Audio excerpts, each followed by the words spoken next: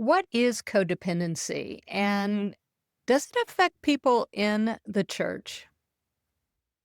Let's take a look and dive into how codependency can show up in our lives with a sincere heart to love and serve others, but rooted and grounded in fear and, yes, manipulation.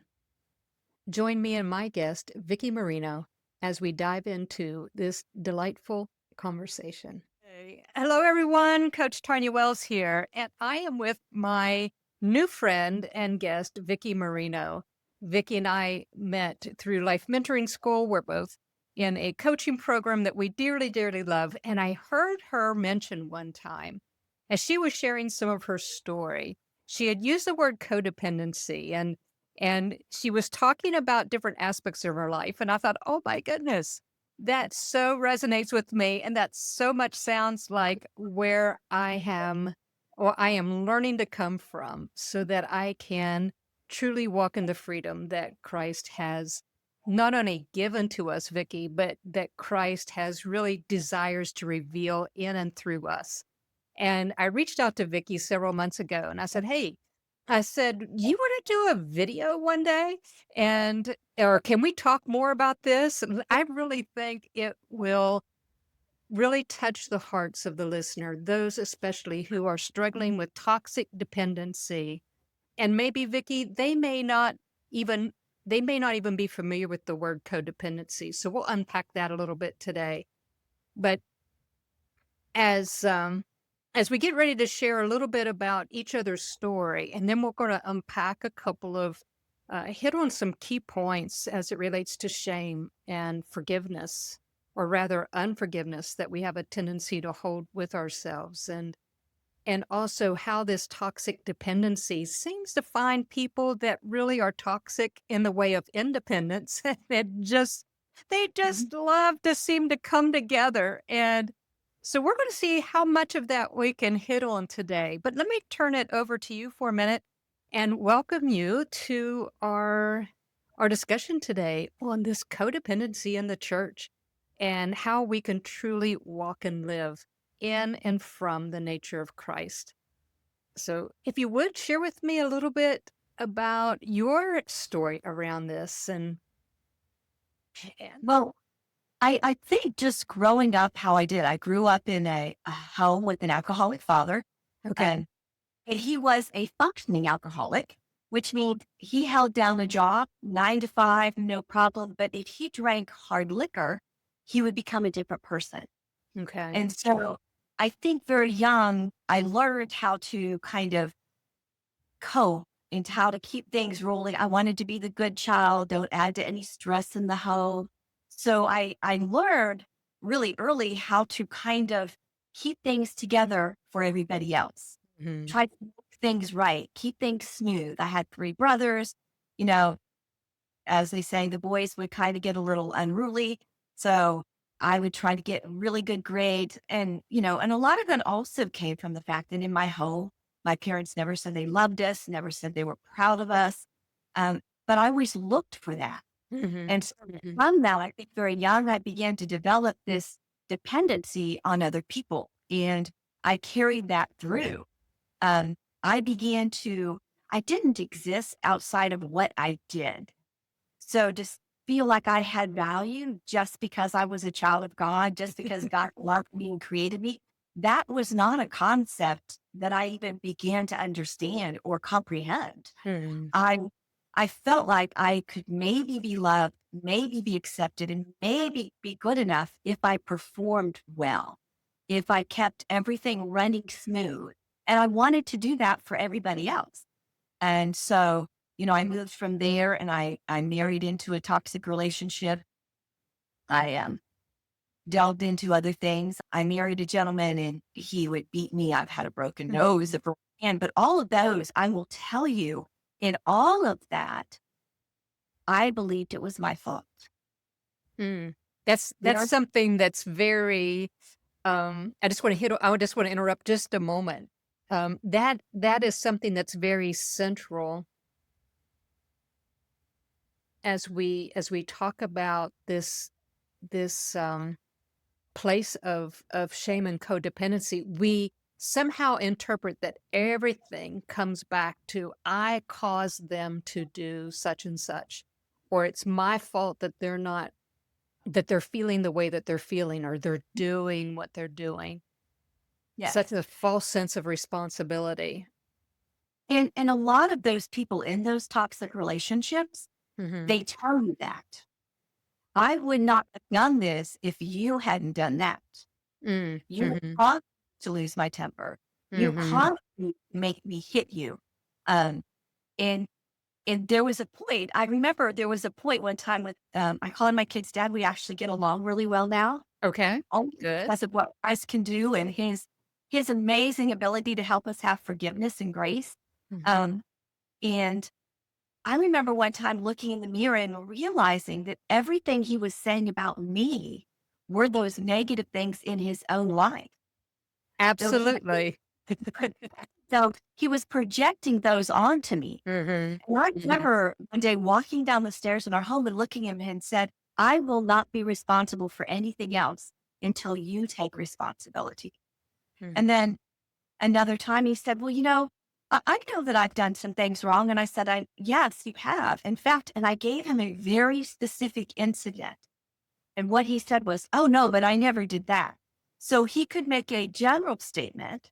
I Right. think I've probably done stuff. Then if I pointed anything specific, the comment was, oh, I didn't do that. Mhm. And so there was that denial. And at one point, I told somebody, yes, if there was a tsunami in China, he would convince me that I caused that. Right. Right. And I would accept that because I had learned in my childhood, right, to be compliant. I didn't like conflict. Mhm. I had grown up with so much conflict. I would actually, if I heard an argument behind a closed door, I would have an anxiety attack because I didn't know what would happen. And my dad was Right. very open. I'd left my home at knife point and gunpoint growing up. Um, there was a time I thought my whole family had blown up. And so I had a real fear of conflict. And so codependency really thrives in that. I'm going to do anything I can to keep the peace. Mhm. So Mhm. part of my codependency was I'm going to try to make everything work for everybody. And what that truly means is with codependency is you quit having, it doesn't matter how that affects you, its effect on your life or Mhm. your physical, it comes out physically. Um, I say towards the end when I really had to step out of denial and begin to seek help and to seek healing for myself, I was gaining weight. My hair was falling out. I was waking up with migraines that left me blind in one eye. Wow. So it was coming out in my body. What we Right. don't address emotionally will find an escape. And it was Mhm. finding an escape in my physical body because I'd held on to it for so long. And so Will you say that statement again? When we don't find there was a really key word there and I missed it, then it when will escape, into our body or it'll show up in our body. But you said something right there. If we don't we don't address address, yes, the emotional and that's so that we are dealing with our emotions. right. If we know with them and we try to keep hiding them, we walk in denial that they exist. Mhm. Or that I love the fine term. Yes, I'm fine, which stands for I'm frustrated, insecure, neurotic, and emotional. So Right. I, but what we keep inside of us and we push down, we'll find a way out through our physical body. Yes, it We, will. our physical, our emotional, our spiritual are one. We're not Mhm. separate beings. We are one. And so what we don't address emotionally will come through our physical body. It really, really will, and I think let's see if we can go back and we'll start unpacking a few things if we could, because I really like there's a couple of things I just kinda made a mental note of to track and hold on to as we walk this journey of how our foundational years really set the stage for becoming emotionally dependent and feeling like we are the reason for everything, and what a foundation with the alcoholism in your home. My mom, she ran treatment centers for a couple of years, and even though we didn't have alcoholism directly in our family. It affected my grandmother, which then passes down. She had Yeah. 5 alcoholic brothers. She had 3 or 5 alcoholic brothers that influenced her. So she had a pattern of acquiescing, and that kind of things. And then my mother but anyway, I digress. But this alcoholism is a way, it's really crazy making in the home. And so you don't know how the person is going to respond. So you try to anticipate that. And as, as children, as young adults, we don't have the reasoning faculties to be able to sort and sift and through things. So we really develop these emotional frameworks. And I think a lot of times people within the churches, they they have really no idea how that emotional framework can set them up to misinterpret things that Jesus really taught and things that he calls us to live. But Vicky, where I believe we've not either missed it or just did not know. I think it's more we just did not know. We tried to do the things that Jesus taught, but we had our root system, our foundation was rooted in fear, manipulation, control, trying to keep the peace Yeah. rather than him becoming our peace. And like you said, the body then begins to show all of this unfinished business that we carry around, the pain of it, and we start living out these patterns of hidden resentments and unforgiveness toward ourselves, especially if we think we're responsible for everything. And then Yeah. that heaps the shame, right? It just keeps shame alive in our hearts. That shame is, that shame of something's wrong with me. Why can't I keep everybody happy? Why can't I do everything? you know? Can't they Yeah. see how sincere I am? Can't they see I'm going the second mile? Can't they see, okay, I'm supposed to forgive, but we haven't processed, you know? And I'll yeah, just, and we do it out of obligation and not out of love. yes. I Yeah. know for me, my husband asked this morning, he goes, "So what's changed in you in the last 10 years? Tell me about why do you Mhm. think?" I said, I think you always deal some degree with the codependency. You always need to check yourself, right? But I said, the difference is what I had to learn is in codependency, I did Yeah. all of these things, but I did it to show myself that I'm worthy, to Yes. help people want to love me or to love me or to think I am respectable. I was doing it out of, I think when you said it, what made me think about that is when you said fear. I did it out of fear that if I don't, I won't get into heaven. I'm not good enough to be God's child.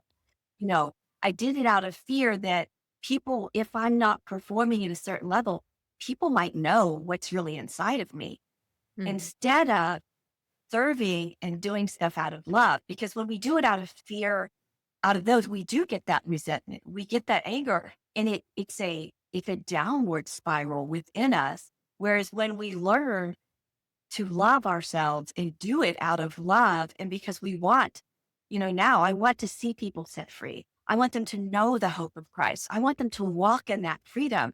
Mhm. Doing it from there, it's like the more you do, God grants you more energy, more ability, Mhm. more, you Mhm. know, when the other drains you, this frees you and it gives you energy and just a new vitality in your life.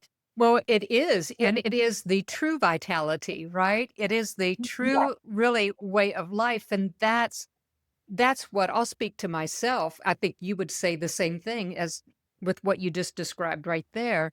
But I did not know I was coming from an empty place.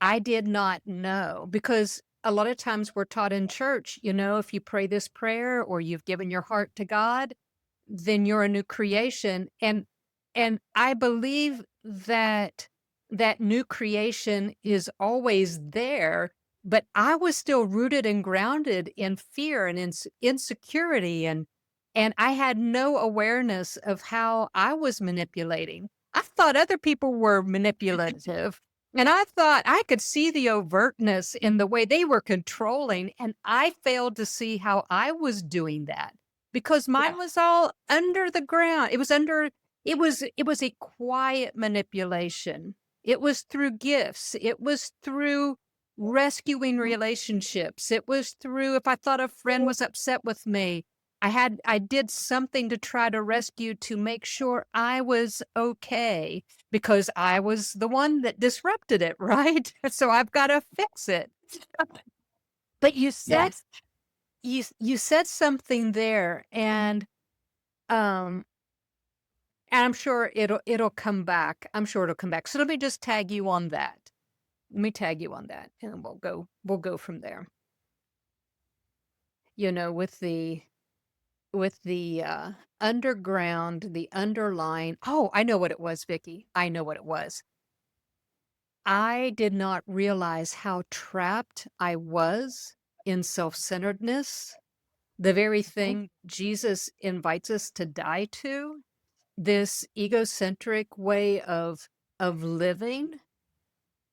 And this is what breaks my heart in for those who sincerely desire to live the life of Christ and haven't understood how that lower nature really has to die so that his life can be raised in its place.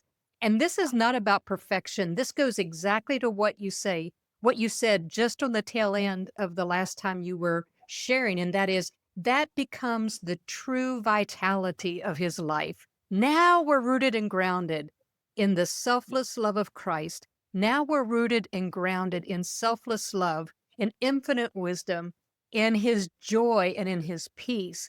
And anything less than that, it just begins to fall away or it begins to shake and break off of our lives because we're now focused on yielding to his life in us. And I didn't have any idea that I was void of that and absent of that. I didn't know how to articulate it. I knew it, The- but I didn't know how to articulate it. Right. And you mentioned the peace. And what's interesting about that is um, what happens too is, we want that peace of Christ. But what I actually had to do as well was deconstruct the chaos because when I Yes. tell people I was not comfortable in peace. Chaos was what I was comfortable with and familiar with. It didn't mean that it was good for me, but when my life was in chaos, that was my normal. So Yes. that I was comfortable in it. I had to actually learn to step out of chaos and to learn to be comfortable at peace. So we talk about a lot of times stepping outside our comfort zone. Mhm. Well, you're stepping out of that codependency. When you're stepping out of your shame, you actually have to step out of a comfort zone because I'm comfortable in my shame. I'm Mhm. comfortable in my thought processes. I'm comfortable in this kind of chaos that's going on. But when peace comes in, I'm not sure how to handle that. Or at least that's where I was. And now I will Exactly. tell you that peace is something I value very highly Mhm. because it took me a long time. So, when we talk about stepping out of our comfort zone, a lot of times stepping out of that, or many times stepping out of our comfort zone, is bringing us to a place where we need to be in Christ. Christ doesn't call us to stay in a comfort zone, He No. calls us to step out. And, a lot of times we attribute that to, oh, if I step out of my comfort zone, He's going to call me to be a missionary in Africa.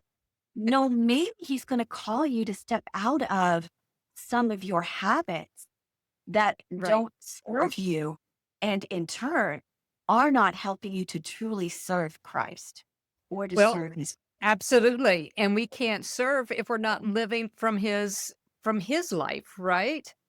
Because we're just Exactly. returning his life back to him.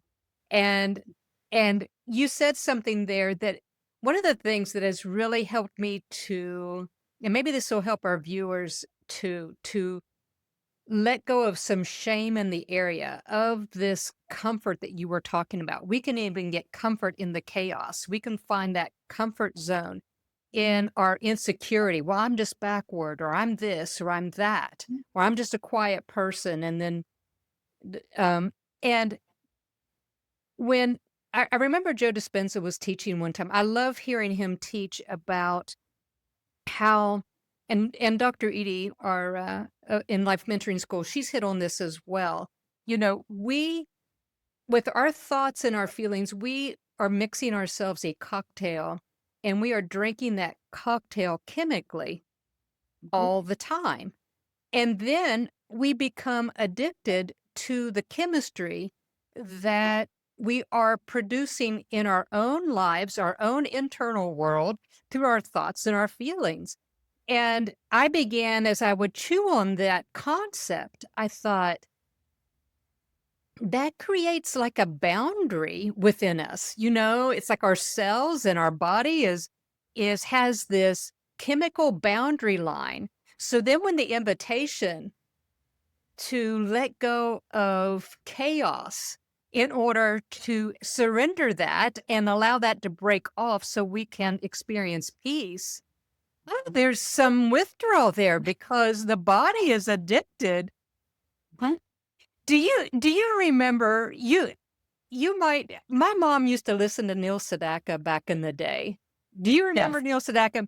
So Yes. he wrote a song, and uh breaking up is hard to do. And I do. I love transposing songs, and one of the things that I did with that song is I wrote a song called Stressing Out is What I Do. And it's about the very same thing that we were talking about.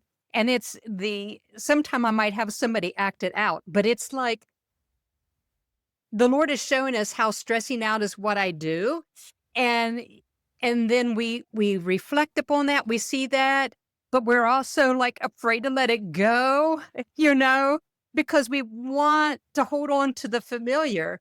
And it's just a fun way to see back and forth this toggle, because we can become addicted to our pain, Mhm. which really can create such boundary, whether our heart is sincere in following Christ or not, and this is where my heart truly, truly is for men and women to see that this might tap into our shame, some shame here, but really hitting on the shame of, they're not failing and they're not bad. They lack understanding as to what is happening within their nervous system. They're lacking understanding of who they truly, truly are as a child and as a son or daughter born of God first and foremost. There's just, and the more they see and the more they experience, the more they can begin to cross over into a new way of living. Let's as we begin to, let's see if we can shift a little bit, and let's talk a little bit about our transformation. I'll let you hit on your transformation, what it was like to begin to let go of the chaos and actually be able to experience some peace to where you're growing in that, or wherever you want to take that.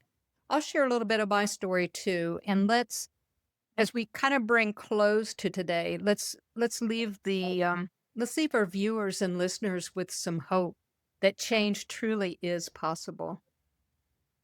Yeah, I mean, that to me, I like to tell people when I would give my testimony, they'd say, "Well, we're going to pray for you. What is it you want people to know?" And I want them to know there is hope. Mhm. That is right. You know, some people have this shirt in some of the groups I run with, and it says, "I'm a hope dealer," and Yes. that's what I want to be. I want to be a dealer of hope, because what God has done for me, He will do for you. Mhm. He wants all of us to walk in freedom, all of us to walk out of this. I mean, I have been married multiple times. I was married to a man I worked with. We owned a law firm together. And he ended up, in the end, I realized he was diagnosed as a sociopath, and Oh, walking away from that 9-year relationship where you realize everything in your life was a lie. right. That it was after that where I lost all of my, I'd lost my job because we worked together. Okay. Everything was taken from me. There was nothing. I was at my rock bottom moment at that point. Wow. And he even had spent a year um, gaslighting me and turning my family against me. So, and it took a gradual of them to be, you're right. And he kept two of my daughters on the hook, um, trying to find out information. Um, I had, you know, it was just a crazy time. And but what God told me, and I always tell people, this is what God told me to do. You really have to listen because there's no formula. And you Mhm. have, because God is going to tell you what you need to lay down and what you need to do because He knows you as an individual. He knows each of us. So He knows what we need to do for Him to speak to us and begin the healing. Absolutely. So for me, he told me, first of all, you are not to listen to or watch anything that is not edifying because my mind was so negative. My thought processes were so negative that I had to stop it all. Then the hardest thing for me was I'd already had to step out of my job. And when this occurred, you have to understand I had a full time job. I was raised, I think one of my daughters was now in college. I had two at home. Mhm. uh, all of my kids had medical issues. My mother lived with me and I provided for her as well. Um, my ex and I had been interim pastors of a church. I was working with kids to get to nationals in our church. Mm. I was part of the choir. I also was the vice president of the band boosters for the middle school. I was treasurer of Think Project graduation, the high school. So Wow. I did multiple things Right. because I I got my worth from what I did.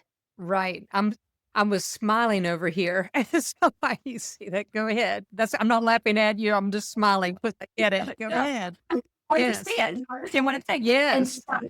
And so for me, because that was how I was, God said, okay, first of all, you don't get to watch or listen to anything that is not um, uplifting, Mhm. and you have to stop everything.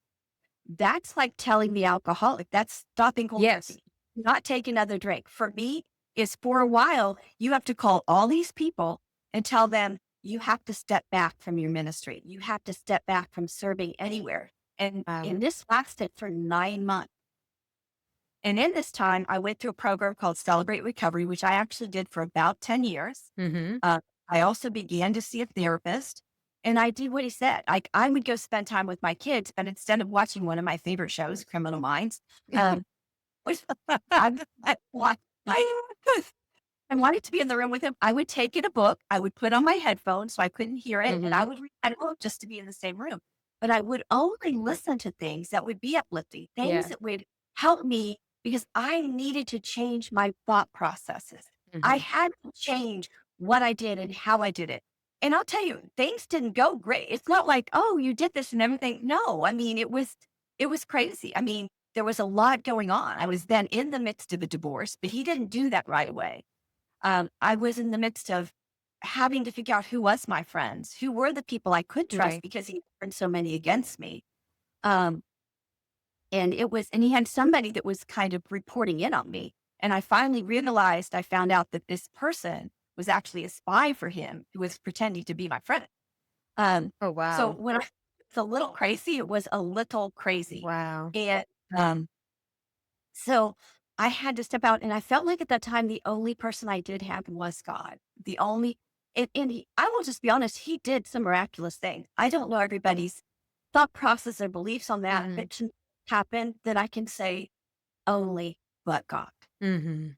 Mhm. And, so I had to do these things to begin to change everything about myself internally, you know, and it was only through that that I could then begin to walk into who I was. I mean, when I went into my first Celebrate Recovery meeting, it was a dark room. That one just happened to be that way. They were going into worship. It was dark. I had a heavy coat on. I live in Houston, first of all. I had a Right. heavy coat on. I was hiding. I was basically hiding in that Wow. room. The one joke I do like to say is I went to another Celebrate Recovery because I went to several at that time. I had to renew my mind and I needed Mhm. to do things. So I went to one and it was at the church I had attended and I walked in and it was so funny because there was some youth there and they're like, "Oh, Miss Vicki, you're here to teach us tonight." And I had to look at them and say, "No, I'm here for me." Wow. But I Wow. felt like those words spoke a lot to them because they put me in a certain position, right? And they Yeah. were here attending with their parents who were part of the program. And so Mhm. they thought this person in a certain position step over into the same place with their parents Yes. because we are all the same. God sees us as the same. Right. I was just the person in the pew who you thought had it all together. Right. And my life just began to unravel like a beautiful tapestry just coming apart Mhm. piece by piece. It just unraveled. And my husband and I had led a marriage and family class. We had led new members classes. I mean, we were very much involved. Mhm. And underneath, I won't go into it, but there was a lot of stuff underneath all of this that Mhm. no one was aware of. But I fed it very well. I was a wonderful, wonderful codependent. And, I was not as girl depended on me, right? Uh, Right. Right. and now that I say that, what God also showed me was the world doesn't depend on you. The Right. world depends on Him. He is the one that holds it all together. And I think because I grew up feeling like I had to hold it all together, and it many times I was the only one concerned about me or caring about me, that I didn't trust anyone. And I Mhm. think that's where I really, as much as I knew God, I didn't trust Him. I Right. didn't trust that I could have easily told you, yes, believe in God, trust in God, but I couldn't take that out of us. I was not that same person. I Mhm. felt like I had to do everything above excellent, not so I could say I'm better than that person. I thought maybe I could be equal with the rest of humanity if I can only do better than everybody else in anything. Maybe then I would be worthy. Wow. My shame and my unworthiness was so deep rooted and it was foundational from the time I was little. Mhm. Um, you know, not having needs met and not being told you're loved. And I think somebody said, when I went through this time period and I had gone through something before, I tell people jokingly, not jokingly, this really happened earlier about, gosh, 15 years before that. I spent 90 days in a 30-day treatment program. Okay. Um, because in that time frame, I had attempted suicide twice. So they kept me. Wow. But Mhm. at that time, I didn't, again, when we talked about the fact you've got to deal with them, I Mhm. decided I need to leave. It's been that I need to leave. I need to get on with my life. Mhm. So I took everything, I put it in a box. I wrapped that box and put a beautiful bow on it and I stuck it on the shelf and I went on with my life. But the problem is what we don't deal with influences our life. That box visibly may have looked like it was on a shelf, but Mhm. the it had its grip on me. That bow that I wrapped around, I Mhm. wrapped it around myself. I Mhm. tied my into that box. Yeah. And all of my actions and reactions and responses were then controlled by those emotions that I thought I had hid away. But Mhm. you hide them. And they say you can't Mhm. actually, if you shut down your emotions, you end up shutting them all down. And Absolutely. the Mhm. only thing that really remains, it's really funny, is anger. Everything comes out at anger. And even as part of my process of healing, I'll never forget at the time that God said, I said, "Oh, I'm so mad." He goes, "I want you to stop saying that." And I found a feelings wheel and I Okay. pulled, he goes, "I want you to be honest. What are you really feeling?" Mhm. Something had happened. And I was like, I feel alone. I feel hurt. I feel left out. But those were the real emotions. And dealing with those is what's going to set you free, but it's not, but it doesn't feel as good as just saying I'm angry. But Well, that's an saying, easy cop out, right? I mean, that and I say copy out. That's easy because it's like, yeah, okay, I don't have to look beyond this. I don't have to look beneath this. I'm just angry, and you're right. It's kind of like the tip of the iceberg and there's so much more underneath. and with that too, what you can say is, you made me angry. But we have to start owning, right? Then we have to start Right. owning. Absolutely. "Oh, I'm upset. I'm upset because I feel left out, because I feel these things." Was that the intention of those people? Not at all. That had nothing to do with me, but I was seeing it through that lens. And so what I had to learn is, one of the sayings I have it on my office wall is maybe it's not about you. And what Yes. I found in my life that most times it really isn't about us. When somebody's short with us, when someone's upset with us, 9 times out of 10, it is not about us. There is something happening in their life and we crossed them at the wrong time. And if we can then in turn share through love Mhm. what's happened in our life. I mean, and sometimes it's not words. I don't have to tell them my story, but if I can just look at them and say, what do you need? Not take Right. whatever's happening Right. personally, but instead, out of love, out of knowing what Christ has done for me, out of knowing that I have been that person, Mhm. Mhm. how can I respond and react from the heart of God? Right. And with that, it changes that whole situation. But we have to step out of the what did I do? It's about me. Right. And so often in codependency, people want to say, well, I was the victim. I actually have a note that says, and when I talk about what is codependency, there's a statement I have underlined that says, but I chose to allow this. Hmm. Is my choice. Maybe not consciously, because it wasn't until this rock bottom moment that God was able to really speak to me. Um, but it was in that time that he began to show me that a lot of these things that continued because I chose them, because I allowed them into my life. And that's not to be like, oh, you did this, whatever. No, it was because um, I was trying to find something I'd like to share really quick, but it just was because I didn't know better. I was in denial. I was living in denial. And it wasn't until I truly surrendered. Yes, I had been a Christian for a long time. I tell Mhm. people I've been a Christian since I was 10. And I'm not going to say, no, I must have not been a Christian. No, I was a Christian. I loved God. I wanted to do what was right, but I was in denial. I had not dealt with any of the emotional things in my life. Mhm. And so I was broken. And it wasn't until I surrendered all of that brokenness to God, all of that to Him, because remember, God is a respecter of persons. Mhm. He's not like the codependent who comes in and Right. says, you need to fix, so I'm going to fix you. God Right. is a respecter of persons, and He waits for us to invite us. He waits for that time, Right. you know, that we welcome Him in. And just really quick, I want to share this.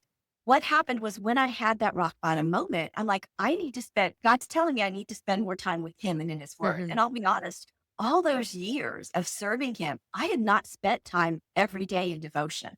Mhm. That was 10 years ago. I now do a devotion pretty much every day. Mhm. There is, it became a part of who I was because it gave me such peace. Mm. Um, but I went to a bookstore and it's overwhelming. Back then we had the Christian bookstore and I'm like, Mhm. all these questions. And I'm like, where do I start? And I just felt drawn to this one book. Mhm. So I'd take it home and the next morning I opened it. And this was December 19th of 2014. I remember I said I was really, really busy Mhm. how this one started. So I knew God was speaking to me. It says, do not be weighed down by the clutter in your life. Lots of little chores to do sometime in no particular order. If you focus too much on these petty tasks, trying to get them all out of the way, you will discover that they are endless. They can eat up as much time as you devote to them. Instead of doing all of your chores at once, choose the ones that need to be done today. Let the rest slip into the background of your mind so that and this is God speaking, can Mhm. be in the forefront of your awareness. And I had this thing, my husband would say, we're blessed. And I'd say, no, you're blessed. God loves you. He doesn't love me. I don't know what my purpose is. And I would say that constantly. And this is what came out to me most in this. Remember that your ultimate goal is living close to me, being responsive to my initiatives. I can be, I can communicate with you most readily when your mind is uncluttered and turned toward me. Mhm.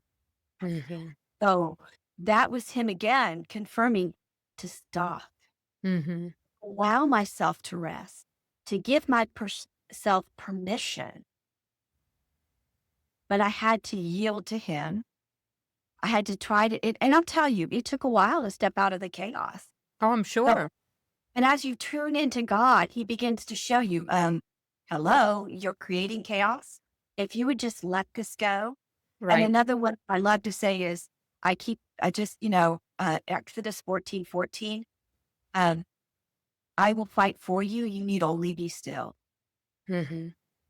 We don't have to defend ourselves. No, we don't. We don't have to try to make every situation right. That's not our job. Well, Our listen job, listen to that. I'm sorry, let me interrupt just a second. When we think we have to defend ourselves, I really hope people start really hearing this. That means you have a self to defend. And Jesus never modeled that for us because he lived in such fullness and such life and resilience because he didn't try to forgive others. He was forgiveness. He didn't try to appease a God that he thought he was distant from. He knew that he was one with the Father. He knew he was one with God.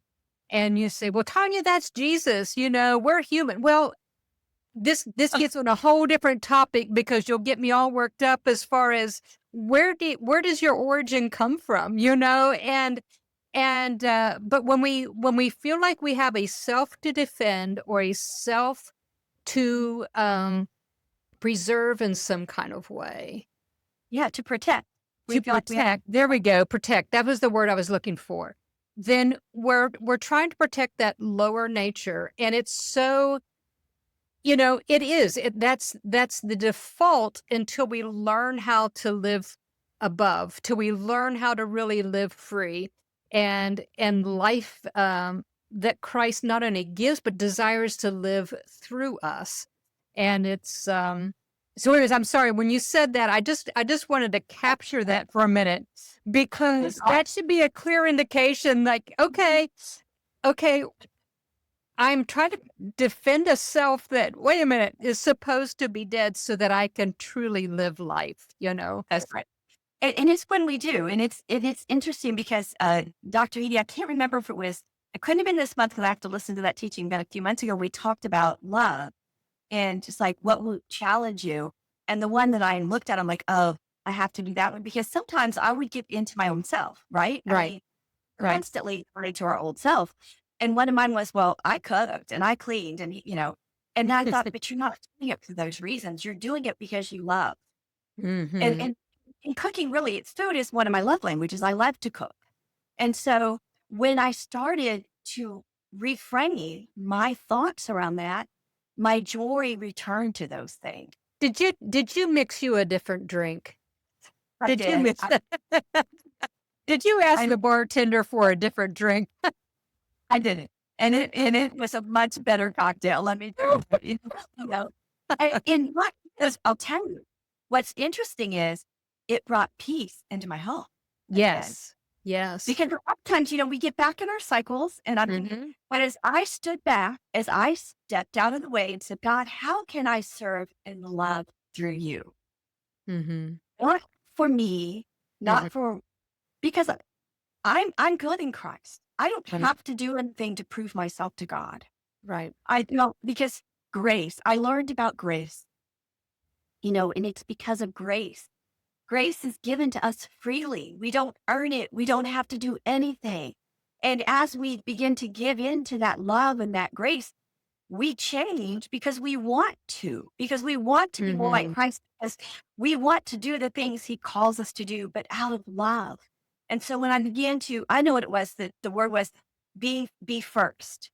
In a relationship, it's like, well, Mhm. they should say they're sorry. They should do this. And there would be times, and I even now it's like, okay, you're right. I need to be first. And what made me think about that when you talked about self, because I need to die to self because Mhm. self is here. It's only self-interest that says they need to do it first. Right. I need to die to self because it's not an unhealthy relationship. Let me correct that. If you're in a very Sure. toxic relationship, we're talking about something different. This is Absolutely. this isn't a marriage relationship or a friend relationship where there's not toxicity, Mm. but we still have our self that can come into play. And we're Mhm. like, well, they need to apologize first. Mhm. And what I keep hearing is, no, you need to be first. You Mhm. die to self. And as you do that, the other person reciprocates and it becomes reciprocal. Absolutely. And because you step forth and you allow the opening for that. Yes. And so it comes into that. And so for me, it's constantly, like I said, I value peace. And almost like what you said is when it's like I need to defend myself. For me, it's when I feel chaos, I have to ask myself, what have I allowed back into my life? What am I doing? Or who am I serving that is not something God has called me to? Hmm. Hmm. No, that's good. That is good. Vicky, I think we can have some more conversations in the future. If you'd like to, we'll hit on some different topics. We Okay. will. Um, I'm going to let's go ahead and wrap things up for today. Okay. But I truly appreciate you having meeting with me and is having some time with this because I I'm certain, and I think both of us, I don't know how old you are. I'm 58, will be 59 this fall. And I've seen a lot of hurting people in the church. And they're going to be, again, as we kind of opened up today, on this spectrum of either they're in that toxic dependency, which we really hit a lot on because that's been our come from space for Right. different reasons. And we have a way of finding and being in relationships with people that are toxic in the way of independence.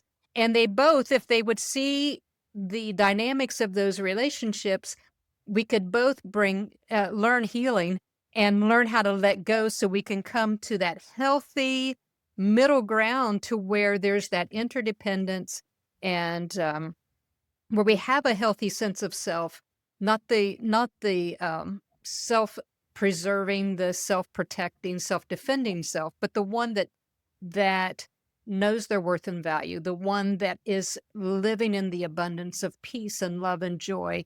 And we know that Christ is all fulfilling. And so he's just giving through us. And so as we serve and give others, there's this fulfillment that's happening even within ourselves because now the channel is open. Now the heart is open. And Right. we really are allowing his life to be expressed. And I just think there's, yeah, I think this will hit and touch a lot of folks. So I appreciate you. Thank you for your time. Thanks And for yeah, I enjoyed this. I did love you to enjoy it? I Good. did. I love to share about these things. This is my heart. Is Oh, I wonderful. want people set free. I want to see them walk in this freedom. So for Wow. me, that's just part of the ministry I feel called to. Well, wonderful. And I'll make sure that you have access to this and feel free to share it with whoever you want to share it with. And we'll meet again. We'll come up and have some more conversations again. I would love it. Thank you. You're very welcome. Thank you. Have a beautiful day. You too. Bye. Bye-bye.